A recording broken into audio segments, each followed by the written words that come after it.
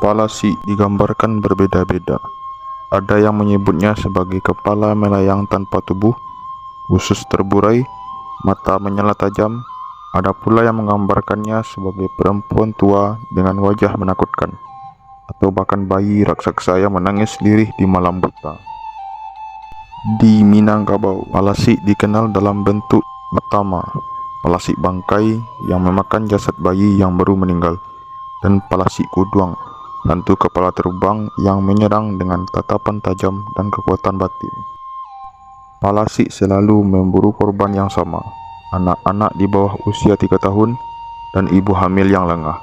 Konon, mereka datang saat malam menjelang ketika rumah-rumah mulai sunyi dan doa belum dipanjatkan.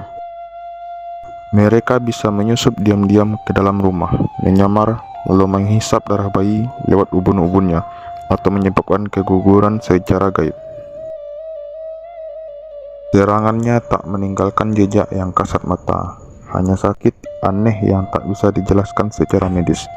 Dokter pun angkat tangan.